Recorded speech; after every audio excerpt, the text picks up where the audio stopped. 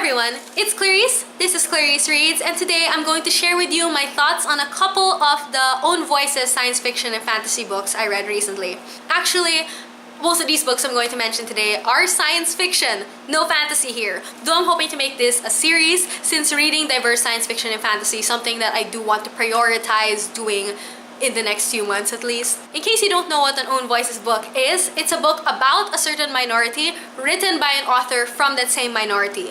Though if you want to know more, I'll try to leave helpful links down below. Also, if you're wondering why I'm prioritizing science fiction and fantasy in general, well, they're my favorite genres. But also, I made a whole video about that, so I'll leave a link to it on screen or down below. So now that that's out of the way, onto the books. First book I'm going to talk about is Science Fiction, Filipino Fiction for Young Adults, which is a short story collection of stories by Filipinos, which are all science fiction and all for young adult readers. The sci-fi elements in these stories are all pretty different, ranging from aliens to planetary colonization to virtual reality to artificial intelligence, among other things. And the topics tackled by these stories are equally diverse. These stories talk about OFWs, which are overseas Filipino workers, as well as homosexuality, as well as addiction to technology, among other things. So that's what the book is about, but in terms of my thoughts on this book, well, I'll get to the negatives first. Though I do promise there are positives.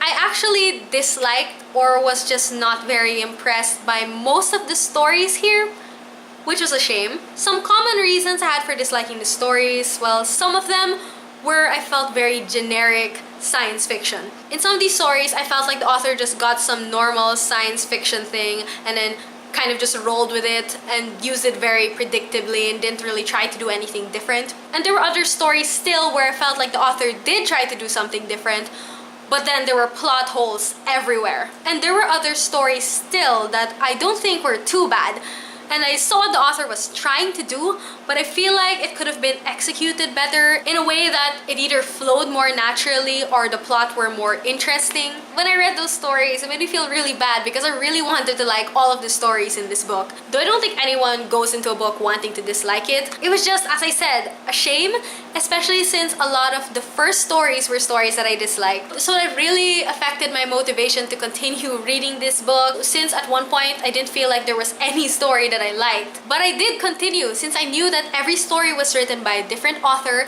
and I really did want to discover new science fiction authors from the Philippines that I could read from. And I'm really glad that I did decide to continue. Because while there were some stories here that I just outright disliked, I feel like there were some really good ones that made up for that. If I were to choose my top 3 favorite books in this collection, I would choose Erased by Gabriela Lee, The Series Girl by Lacan Umali, and Infinite Degrees of Freedom by Victor Fernando R. Ocampo. For Erased, the virtual reality element of it and just how it interacted with the real world was really cool. And the story was really simple, but at the same time not typical, and I think it was well executed. For The Series Girl, it was set in a very futuristic setting, but it actually focused mainly on, I think, issues that we face in real life right now, especially dealing with OFWs, which are overseas Filipino workers, though in this story it takes it to a whole nother level by treating them as outer space Filipino workers, I think. And lastly, Infinite Degrees of Freedom, I just really enjoyed the technology here. I don't want to talk about it too much because I don't want to spoil it if you do end up reading it, and it was just really unique. It was actually borderline magic instead of technology, but again, I just found it so creative, and the plot of the story was also really intense. Overall, it wasn't as generally amazing as I wanted it to be, but I suppose I have to get used to the sort of hit or miss nature of short story collections. In the end of it though, I don't think I really minded because there were some really amazing stories amidst all of the pretty disappointing ones. There were stories that presented really unique sci-fi technologies and settings. There were stories that were able to make use of this sci-fi as a tool to explore real issues in Philippine society right now. And there were stories, a lot of them, even ones that I disliked, that I felt were able to show off Philippine culture by putting them in a sci-fi setting, which I feel was really cool. The next and last book I'm going to talk about is A Planet for Rent by Yoss. This is a book set in a universe that is separated into two: the oppressed humans and the superior xenoids. Each chapter is structured kind of like a short story, as they all follow different people and they each deal with a different problem, but they are all having to deal with and suffer through the same messed up society. I have so many thoughts on this book. This book just kept my mind so active while I was reading it. Though on the surface, this is a book about aliens, it is more importantly, and I quote this directly from the synopsis online, a critique of Cuba in the 90s. I'll get to that a bit later though. First, I want to talk a bit about the sci-fi part of this book. Two of the things that I say most on this channel are the following. One, that fascinating books are my favorite kind of books. And two, that my favorite part of books, most of the time, is the world building. And my gosh, did this book fascinate me. And my gosh, did this world, or should I say universe, really feel real, but at the same time completely crazy, which I think is the best type of world you can have in a book. I spent a lot of time reading this book wondering how the hell the author came up with all of this stuff. First, there were the multiple alien races, all of which had distinct cultures, distinct looks, and distinct stereotypes even. Second of all, while the technology itself wasn't something I'd never seen in sci-fi before, the author found some really interesting ways to use this. This one chapter regarding art in particular sticks out to me.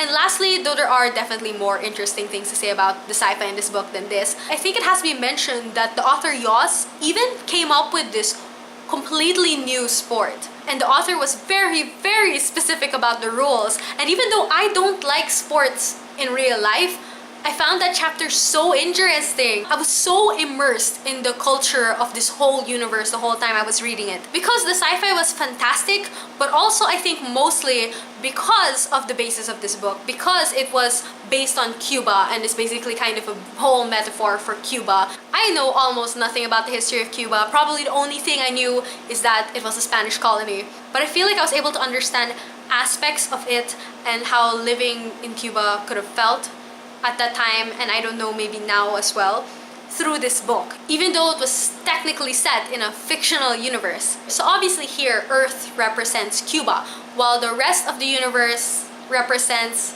everyone else, though more specifically, it probably represents the more privileged nations. I mean, I got a lot out of this book, but I feel like the thought that entered my head the most while I was reading it was, wow, it's kind of sad how familiar that is to me. Because while this book was a metaphor for Cuba, several parts of this book could have just as easily been used to represent the Philippines. The illegal work, the drugs, the corruption, the brain drain, the idea that living a successful life means somehow finding a way out of your planet, or in this case, probably your country. All of that, among many other things, resonated with me more than it probably should have. Because sure, it's fiction and it may seem like an exaggeration, but while it doesn't occur on an intergalactic scale, these things are things that have happened and are still happening in the real world today. This book is kind of crazy. It has giant insectoid aliens and physics-defying sports. But when a book that is that fictional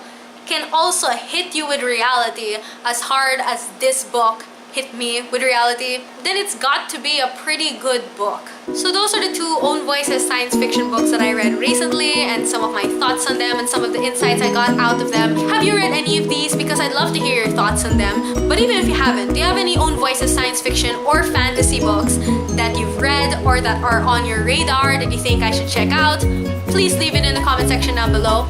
Anyway, thank you so much for watching, and I hope to see you next time. Bye!